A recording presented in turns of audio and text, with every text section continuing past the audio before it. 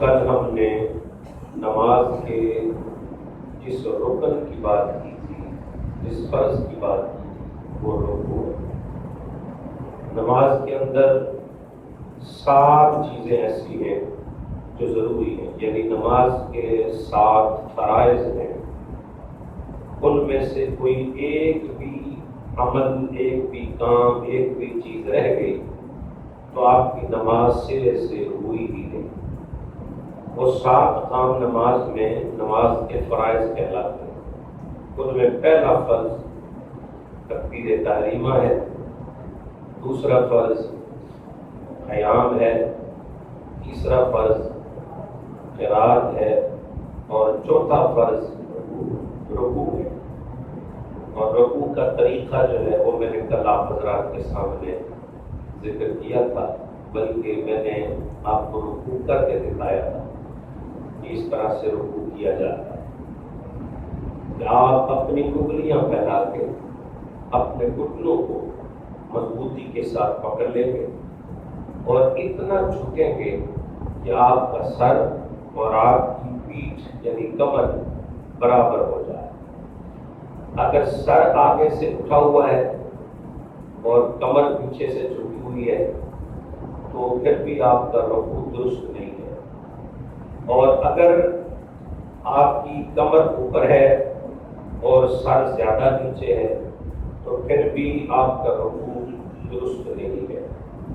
رکوع درست کب ہوگا؟ جب سر اور کمر برابر ہو۔ اور سر اور کمر برابر کب ہوں گے؟ جب آپ کے جھکنے میں آپ کے بازو بالکل سیدھے رہے، بازو تھوڑا سا باہر نکلے گا تو کمی بیشی ہو جائے گی، دونوں بازو بالکل سیدھے رہیں گے اور آپ جھکیں گے تو آپ کا سر اور آپ کی کمر برابر ہو جائے گی۔ یہ تو ہمارا کل کا سبق ہے جو میں نے آج دہرایا۔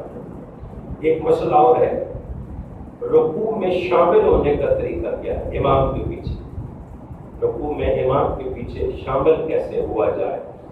جو بندہ امام کے پیچھے شروع سے ہی نماز پڑھ رہا ہے تکبیر تحریمہ سے، اس کے لیے تو آسانیاں ہیں، لیکن ایک نیا آدمی آیا ہے، آپ مسجد میں داخل ہوئے تو امام صاحب رکوع میں جا چکے، اب آپ نے امام صاحب کے ساتھ شامل ہونا ہے۔ اس کے 2 طریقے ہیں۔ ایک طریقہ تو یہ ہے کہ آپ جس رفتار سے چل کے آئے ہیں نا، اسی رفتار سے آہستہ آہستہ شامل ہو جائیں، اور ایک رفتار یہ ہے، ایک انداز یہ کہ آپ ذرا دوڑ کر چلیں، تیز چلیں اور رکوع کو پا لیں۔ یہ 2 طریقے ہیں، تیسرا طریقہ کوئی نہیں ہے، یا تو آرام سے آئیں گے یا تیز چل کے آئیں گے۔ تو رسول اللہ صلی اللہ علیہ وسلم نے ہمیں مسجد میں تیز چلنے سے منع فرمایا ہے، یعنی رکعت جاتی ہے تو جائے، لیکن ہم نے مسجد میں دوڑ کر نہیں چلنا، تیز نہیں چلنا، اتنی رفتار سے نہیں چلنا کہ ہمارے قدم کی آواز پیدا ہو جائے۔ کیوں؟ اس لیے کہ مسجد کے اندر کوئی 1 انچ بھی جگہ ایسی نہیں ہوتی جہاں کوئی رحمت کا فرشتہ موجود نہ ہو۔ ہم ہمیں دیکھ نہیں پاتے، ہماری اپنی آنکھوں کا قصور ہے، آنکھ والوں کو نظر آتے ہیں۔ تو جب اب تم تیز چلتے ہو، قدموں کی آہٹ پیدا ہوتی ہے، اس سے رحمت کے فرشتوں کو اذیت ہوتی ہے۔ اس سے ان لوگوں کو سبق لینا چاہیے جو مسجد میں آ کر اونچی اونچی باتیں کرتے ہیں، گپیں لگاتے ہیں، بلند آواز سے ہنستے ہیں، اور پتہ نہیں کیا کیا ہوتا ہے۔ تو ان کی وجہ سے رحمت کے فرشتوں کو کتنی اذیت ہوتی ہے۔ ہم مسجد میں کسی کو اذیت دینے نہیں آتے، بلکہ اللہ سے اس کی رحمت لینے کے لیے آتے ہیں۔ تو رکوع میں شامل ہونے میں پہلی احتیاط یہ کرنی ہے کہ تیز نہیں چلنا، آرام سے آئیں، وقار سے آئیں، سنجیدگی کے ساتھ آئیں۔ ہاں، جس طرح آپ آ رہے تھے اس رفتار میں تھوڑا سا اضافہ کر دیں، قدم تھوڑا بڑا کر دیں، لیکن تیز نہ چلیں جس سے آواز پیدا ہو، یا آپ کے چلنے کو دیکھ کر کوئی یہ نہ کہے کہ بندہ دوڑ رہا ہے، وہ دوڑنے والی رفتار نہیں ہونی چاہیے۔ تو رکوع میں آپ آرام سے آئیں گے، آپ آئے ہیں، امام صاحب رکوع میں ہیں، اب آپ کیا کریں گے؟ سب سے پہلے نماز کا پہلا فرض ادا کریں۔ وہ فرض کیا ہے؟ بولنے کچھ نہیں ہوتا. سب سے پہلا فرض کیا ہے؟ تکبیر تحریمہ. اس کو ادا کیے بغیر رکوع میں چلے گئے تو نماز نہیں ہوئی جاتی. آتے ساتھ ہی آپ نے کیا کرنا ہے؟ اپنے آپ کو قائم کرنا ہے, سیدھا کھڑا ہونا ہے اور فوراً اللہ اکبر تکبیر تحریمہ کہنی ہے. ہاتھ اٹھانے ہیں اور تکبیر تحریمہ کہتے ہوئے آپ سیدھا رکوع میں چلے جائیں. ہاتھ باندھیں گے نہیں. اگر آپ کو یہ یقین ہے کہ میں ہاتھ باندھوں گا اور پھر دوسری تکبیر کہہ کے رکوع میں جاؤں گا اور امام صاحب کو میں پا دوں گا, رکوع سے اٹھنے سے پہلے میں امام کو پکڑ لوں گا, پھر آپ یہ کام کریں کہ اللہ اکبر کہہ کر ہاتھ باندھیں ایک لمحے کے لیے, ایک تسبیح کی مقدار, اور پھر اس کے بعد فوراً دوسری تکبیر کہہ کے رکوع میں امام کو پا لیں. یہ تب ہے جب آپ کو یہ یقین ہو کہ میں یہ کر کے امام کو پا دوں گا. اور اگر آپ کو یہ گمان ہے کہ میں اگر تکبیر تحریمہ کے بعد ہاتھ باندھنے لگ گیا تو امام صاحب اٹھ جائیں گے, تو پھر آپ ہاتھ نہ باندھیں, کیونکہ یہ ہاتھ باندھنا آپ کے لیے فرض نہیں ہے. رکوع میں شامل ہونا فرض ہے. تو فرض کے لیے فرض سے اپنا جتنے درجے ہوتے ہیں ان کو چھوڑا جا سکتا ہے, لیکن فرض کو کسی درجے کے لیے چھوڑا جا سکتا نہیں. یعنی آپ واجب کو چھوڑ سکتے ہیں فرض کے لیے, سنت کو چھوڑ سکتے ہیں فرض کے لیے, مستحب کو چھوڑ سکتے ہیں فرض کے لیے, لیکن فرض کو نہ سنت کے لیے چھوڑ سکتے ہیں, نہ واجب کے لیے چھوڑ سکتے ہیں, اور نہ ہی مستحب کے لیے چھوڑ سکتے ہیں. تو یہ ہاتھ باندھنا, رکوع کی تکبیر کہنا, ثنا پڑھنا, یہ سب سنت کام ہے, مستحب کام ہے. ان سب کو ہم نے چھوڑنا ہے اور اللہ اکبر کہہ کر ہم نے فوراً رکوع میں جا کر امام کے ساتھ شامل ہونا ہے. شاید یہ نئی بات ہو, وہ کچھ ذہن اس کو قبول نہ بھی کر رہے ہو, تو یہ میں نے آپ کو فقہ کا مسئلہ بتایا ہے. تو فقہ کا جو مسئلہ ہوتا ہے اس کو ذہن مانے نہ مانے, آمنا و صدقنا, اس کو قبول کرنا ہی پڑتا. تو یہ ایسے ہی ہے, آپ نے اگر امام کو پانے کا یقین ہو پھر ہاتھ باندھ کر دوسری تکبیر کہہ کر رکوع میں جائیں, لیکن اگر آپ کو امام کے کھو جانے کا خوف ہو پھر آپ سیدھی تکبیر کہہ کے تکبیر تحریمہ جو فرض تھا وہ کہہ کے اللہ اکبر کہہ کے سیدھے آپ رکوع میں چلے جائیں. اب آپ رکوع میں گئے ہیں تو امام کو آپ نے پایا کہ نہیں پایا, یہ ایک تیسرا مسئلہ ہے. امام کو رکوع میں پانے کا طریقہ تو یہی ہے جو میں نے بتایا. اب آپ رکوع میں گئے, آپ نے امام کو پایا کہ نہیں پایا, اس کے لیے بھی یہ بات ذہن میں رکھیں. آپ کے رکوع میں جانے سے پہلے اگر امام نے سر اٹھا لیا تو آپ نے امام کو نہیں پایا. آپ رکوع میں چلے گئے, آپ کے جانے کے بعد امام نے رکوع سے اٹھنا شروع کیا, سمیع اللہ لمن حمدہ کہنا شروع کیا, تو آپ نے امام کو پا لیا. یعنی اس کی میں چھوٹی سی مقدار آپ کو بتا دیتا ہوں. بعض لوگ کہتے ہیں 3 تسبیحیں پڑھ لی ہیں تو امام نے پایا نہیں, تو نہیں, یہ بات نہیں ہے. اگر آپ کا سر اور آپ کی جو کمر ہے وہ برابر ہو گئے, امام رکوع میں تھا اور آپ کا سر اور آپ کی کمر برابر ہو گئے, آپ نے کچھ بھی نہیں پڑھا, پھر بھی آپ کو رکعت مل گئی, آپ نے امام کو پا لیا.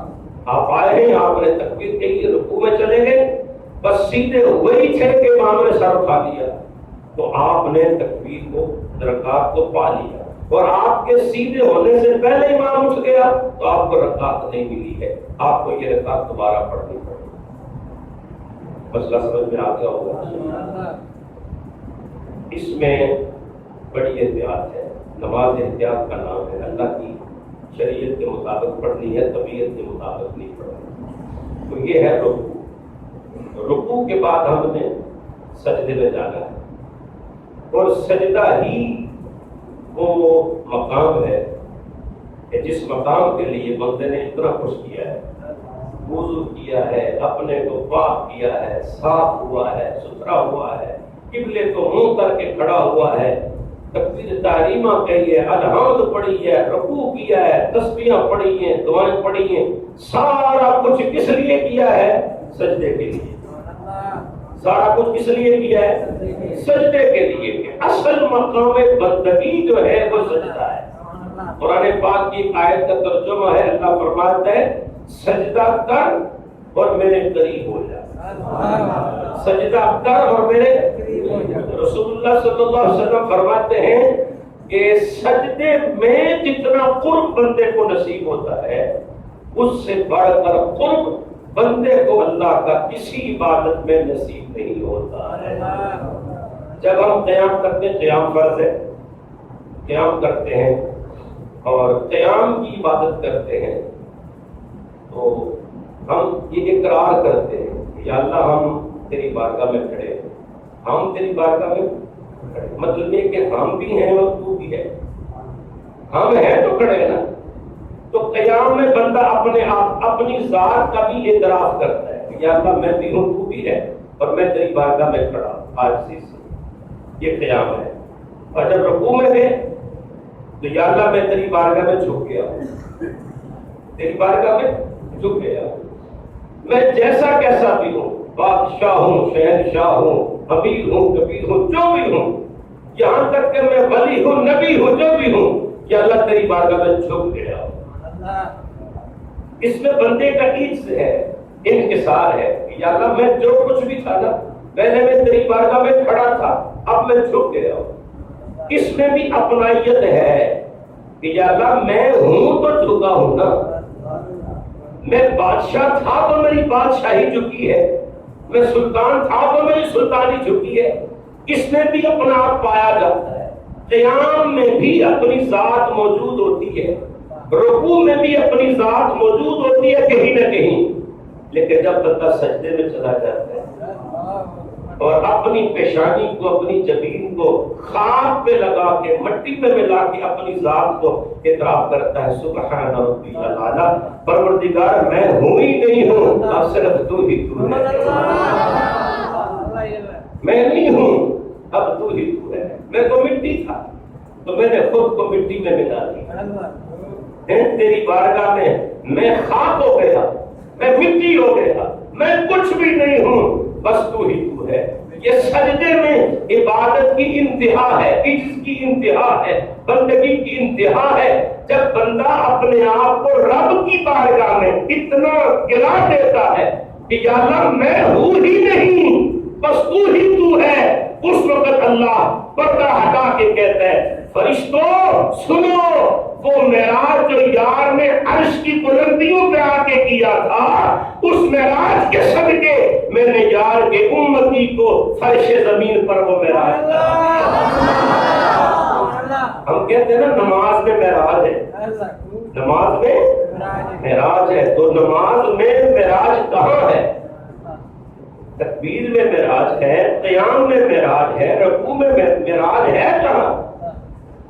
اللہ فرماتا ہے بندے میں نے تیرے لیے تیری معراج نماز میں سجدے میں رکھی ہے۔ بندے کے لیے نماز میں معراج ہے اور نماز کی معراج سجدے میں ہے، تو سجدہ بڑی پیاری بات ہے۔ ابن آدم جب سجدہ کرتا ہے تو شیطان چیختا ہے، چیختا ہے، اس سے وہ زمانہ یاد آتا ہے کہ سجدے کا ہی حکم ہوا تھا جس سے میں نے انکار کیا، میں مردود ہو گیا، لعنتی ہو گیا، اور سجدے کا ہی حکم تھا۔ ابن آدم نے سجدہ کیا، اللہ پاک نے زمین میں اس کو اپنا خلیفہ بنا دیا۔ سجدے کے وقت شیطان چیختا ہے جب بندہ سجدہ کرے۔ آپ کو پتہ ہے اللہ کو سب سے زیادہ کون سا بندہ پیارا لگتا ہے؟ جو شیطان کو خوش رکھے، بولے نہیں تجھے، جو شیطان کو خوش رکھے وہ اللہ کو پیارا لگتا ہے، یا جڑا شیطان کی چیخاں کٹا دے؟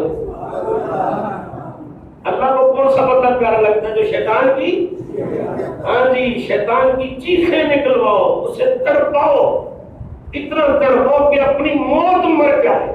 شیطان جتنا تڑپے گا رحمان اتنا ہی راضی ہوگا، اللہ اتنا ہی خوش ہوگا۔ تو سجدہ جب ابن آدم کرتا ہے تو شیطان چیختا ہے، چلاتا ہے، ادھر ادھر بھاگتا دوڑتا ہے، اور اس کے کرنے پوچھتے ہیں بادشاہ سلامت ہمارے گرو جی آپ کو کیا ہوا؟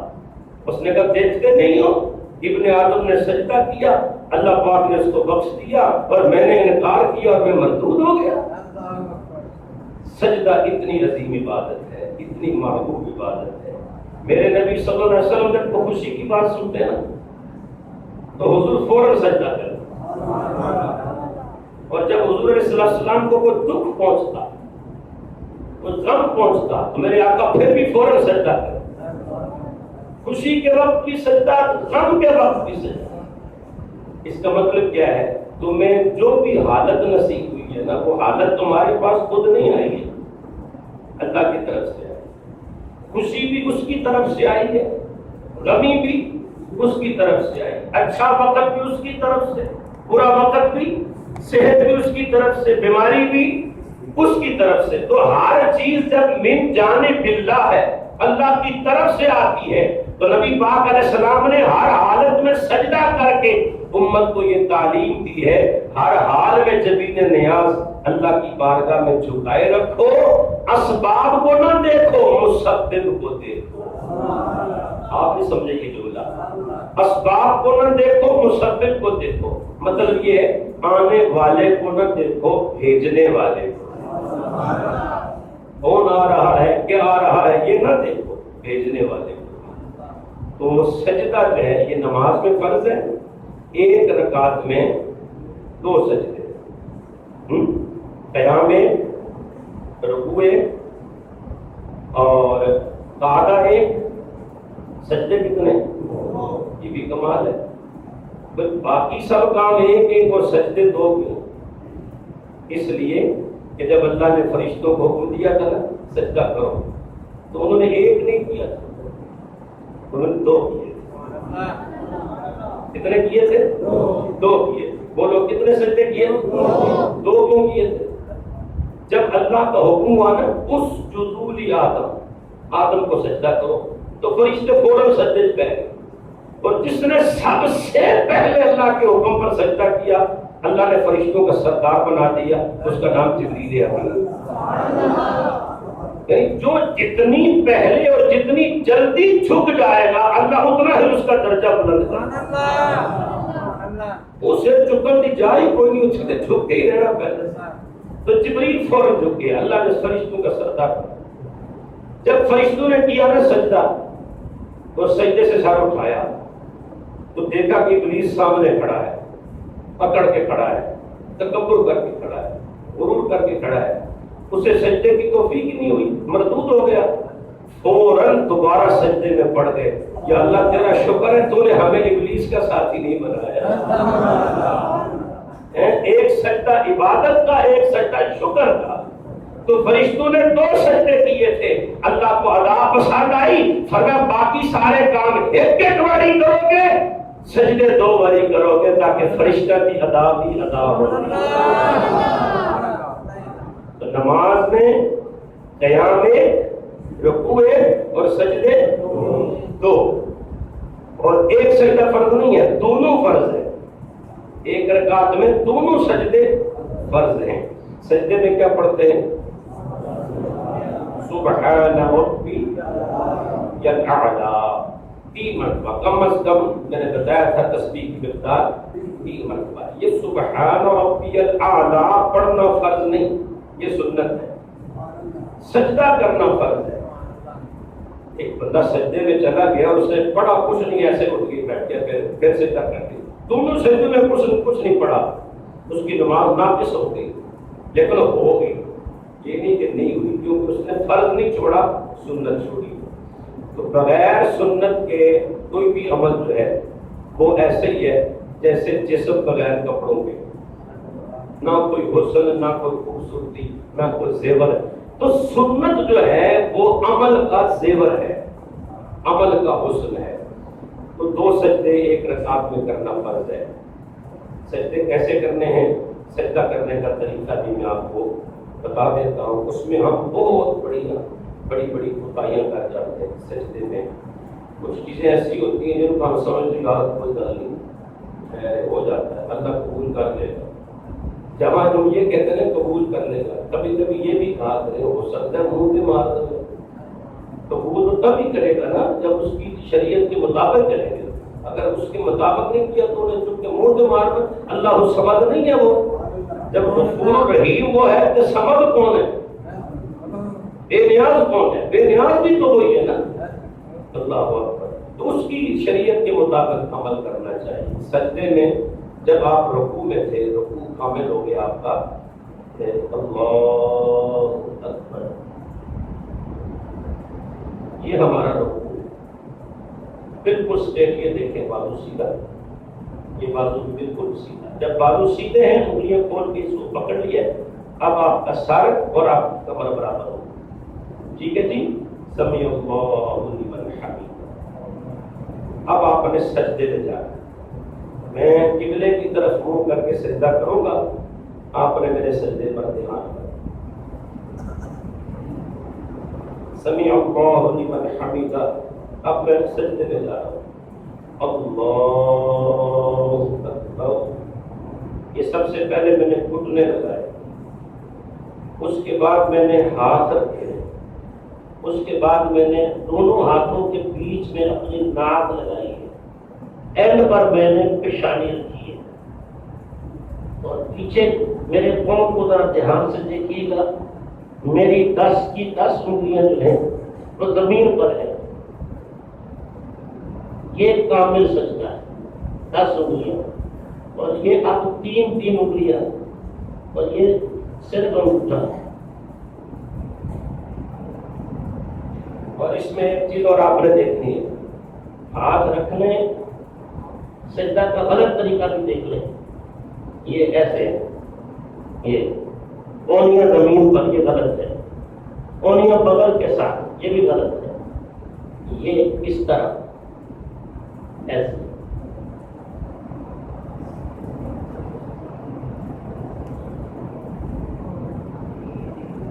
آپ نے غور کیا سجدے میں؟ اب میں آپ کو اس کی تھوڑی سی تفصیل بتاتا ہوں. صحابہ کہتے ہیں کہ رسول اللہ صلی اللہ علیہ وسلم جب بھی سجدہ فرماتے تھے تو اپنا سر انور اپنے دونوں ہاتھوں کے درمیان میں رکھتے تھے. اپنا سر اپنے دونوں ہاتھوں کے درمیان میں رکھتے تھے. اب سر کو ہاتھوں کے بیچ میں رکھنا ہے. اب اس کا طریقہ میں آپ کو بتاتا ہوں. یہ کیسے پتا چلے گا کہ اب سر بیچ میں آ گیا کہ نہیں آیا؟ یہ جو آپ کے انگوٹھے ہیں نا، جب ہم نے تکبیر تحریمہ کہی تھی تو یہ انگوٹھے کہاں تھے ہمارے؟ ماشاء اللہ بولیے. یہ جو نرم جگہ ہے کانوں کی لو کے برابر بالکل محاذ ہو گئے تھے ایسے. یہی جو جگہ ہے نا، بالکل اسی کے برابر سجدے میں ہوں گے. آپ کے انگوٹھے جب آپ سجدہ کریں گے، آپ کے دونوں ہاتھوں کے انگوٹھے آپ کی کان کے لو کے برابر ہوں گے. پھر آپ کا سر بیچ میں آئے گا تو یہ عین سنت رسول کے مطابق ہوگا. یعنی آپ کے کان سے اگر کوئی چیز گرے تو وہ مسجد کی قالین پر نہ گرے، مصلی پر نہ گرے، آپ کے ہاتھ پر گرے. یہ جو آپ کے انگوٹھے ہیں یہ کانوں کی لو کے برابر ہونے چاہیے اور اس کے بیچ میں آپ کا سر ہونا چاہیے. اگر ہاتھ نیچے ہے سر آگے ہے تو پھر بھی سجدہ غلط ہے، اور اگر ہاتھ آگے ہے سر پیچھے ہے تو پھر بھی سجدہ غلط ہے. دونوں ہاتھوں کے بیچ میں آپ کا سر ہونا چاہیے. یہ تو ہے سر رکھنے کی جگہ. اور سر رکھنا کیسے ہے؟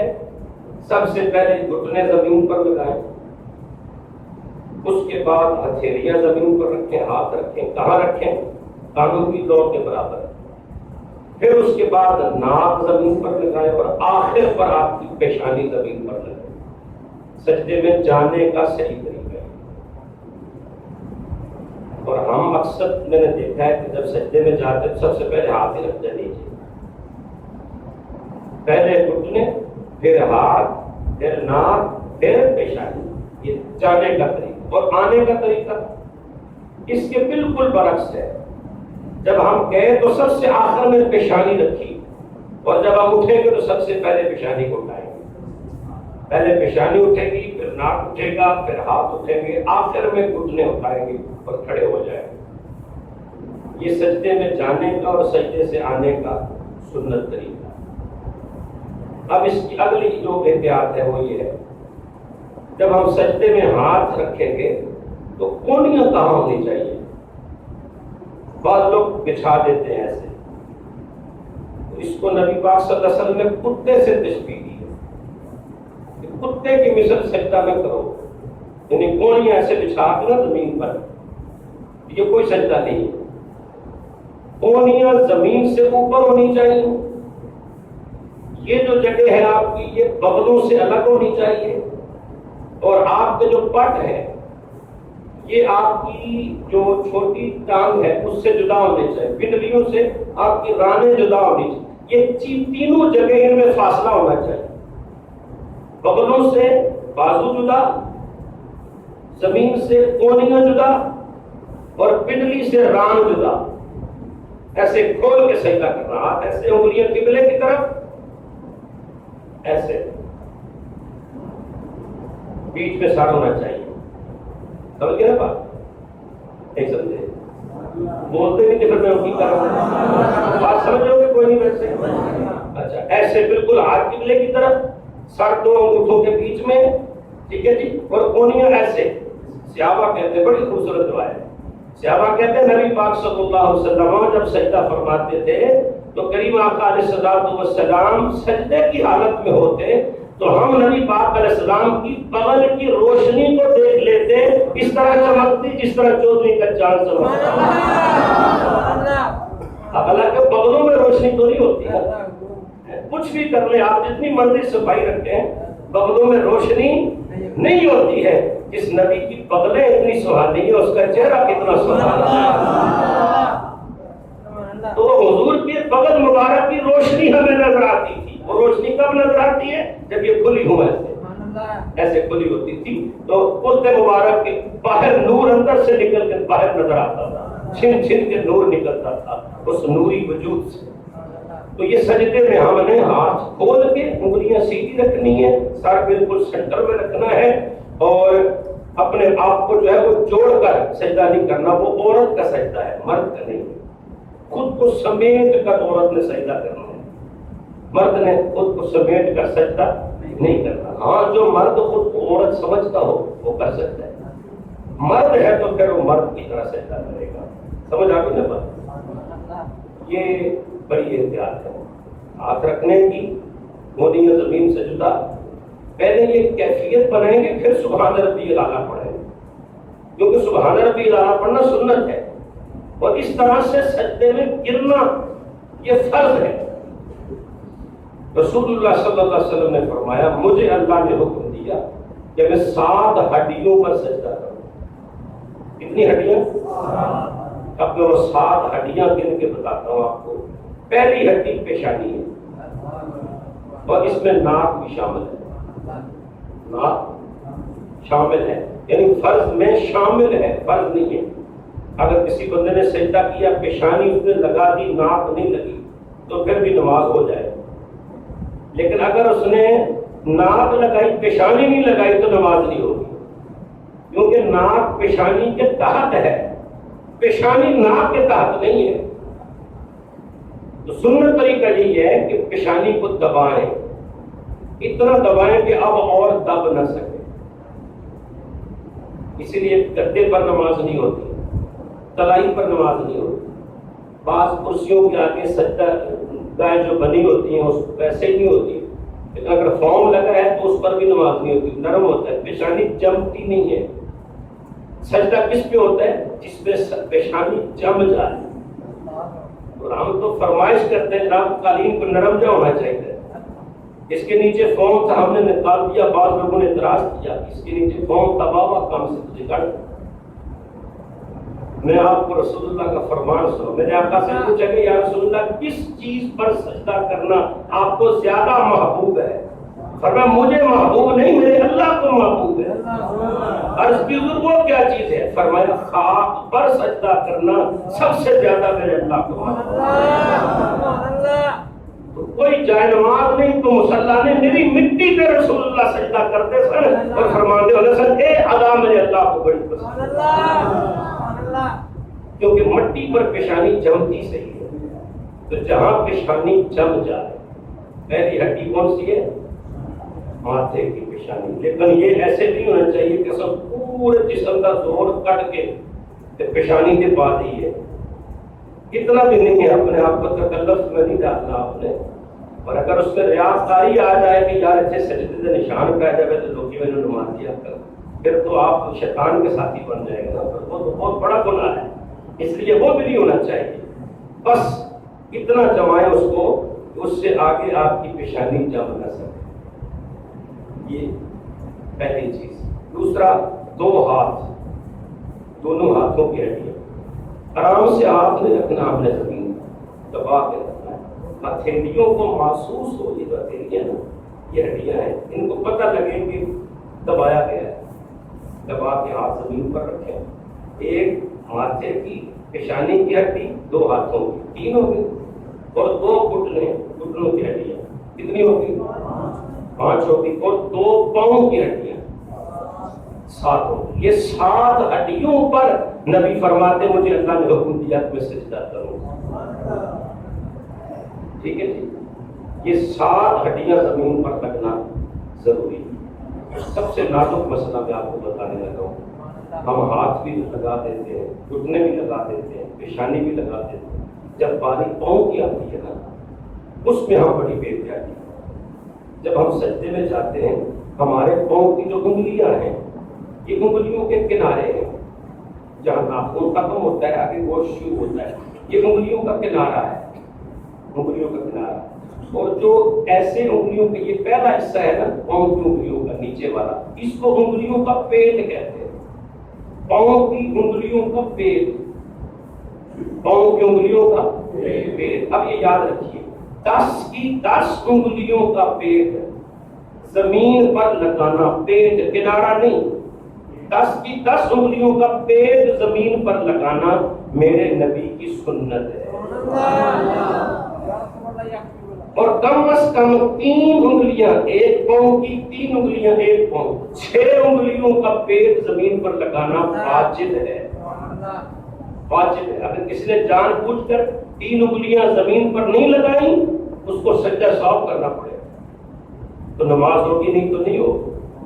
کم از کم ایک پاؤں کی 3 انگلیاں، انگوٹھا اور ساتھ والی 2 انگلیاں، ان کا پیر زمین، ان کا جو پیٹ ہے وہ زمین پر ہونا چاہیے. کب؟ جب ہم سجدہ کرتے ہیں، یہ واجب ہے. اور ایک انگلی یعنی انگوٹھے کا پیٹ لگانا یہ فرض ہے. میں نے تینوں درجے بتا دیا آپ کو. انگوٹھے کا پیٹ زمین پر لگانا سجدے کی حالت میں یہ فرض ہے، اور 3 انگلیوں کا پیٹ لگانا یہ واجب ہے، اور 10 کی 10 انگلیوں کا پیٹ زمین پر لگانا یہ میرے نبی کی سنت ہے. تو جب آپ نے نبی پاک صلی اللہ علیہ وسلم کی سنت پر عمل کیا تو مجھے بتائیے آپ کا واجب ادا ہوا کہ نہیں ہوا؟ جب آپ نے نبی پاک صلی اللہ علیہ وسلم کی سنت پر عمل کیا تو آپ کا فرض ادا ہوا کہ نہیں ہوا؟ یہی تو سنت کی برکت ہے. جب آپ سنت پر عمل کریں گے تو فرض بھی ادا ہو جائے گا، واجب بھی ادا ہو جائے گا. اس میں اب جو احتیاط ہے، شروع میں نے کہا تھا کہ ہم احتیاط نہیں کرتے. اگر کسی بندے کے سجدے کی حالت میں پیچھے سے پاؤں اٹھ گئے، 10 کی 10 انگلیاں اوپر ہو گئی، اٹھ گئی، پاؤں زمین سے اوپر آ گئے سجدے کی حالت میں، اس کی نماز ختم ہو. اس طرح جو پاؤں 100 سجدے بھی کر لے وہ ایک بھی شمار نہیں ہوتا. اور اگر ایک اس نے کر لیا سنت کے مطابق تو اقبال کہتا ہے وہ ایک سجدہ جسے تو گراں سمجھتا ہے، 1000 سجدوں سے دیتا ہے آدمی کو نجات. تو نبی کی اداؤں کو اپنا کے ایک بھی سجدہ کر لے، اللہ پاک تجھے جنت کا وارث بنا. تو 10 لمبا ہو گیا ہے کیونکہ سجدہ بڑا نازک مرحلہ تھا. میں نے پتہ نہیں جو باتیں کی ہیں خود مجھے نہیں یاد تو آپ کو کہاں یاد ہے. کچھ ضروری باتیں یاد رکھیے گا، دوبارہ بھی پوچھ لیجیے گا، پھر دوبارہ پوچھ لیجیے گا، بار بار پوچھ لیجیے. دین ایسے ہی ہم تک پہنچ جائے. صحابہ پوچھتے تھے، جب صحابہ امام الانبیاء سے پوچھنے سے نہیں شرماتے تھے تو آپ ملے کے مولوی سے کیوں پوچھے؟ بار بار جو بات سمجھ میں آئی الحمدللہ، نہیں ہے تو پھر پوچھیں. اور اس کو یاد رکھیں طریقہ یہ کہ اس کو دوہرائے. اس کو ہم تکرار کہتے ہیں، دہرائیں. باہر نکلے نا گھر جاتے اور گپا شپا نہ کہا ہو جائے کون بھی جڑی گل کی تھی تو وہ دہرا دی ہے. اس نے یہ کہا، اس نے کچھ آپ کو یاد ہے، جس کے ساتھ کچھ باتیں آپ کر رہے ہیں اس کو بھی کچھ یاد ہوں گی. تو اس طرح سے سبق سارا دہرایا جائے گا اور آپ کو یہ سبق یاد ہو جائے گا. یہ سجدہ کرنا کیا ہے؟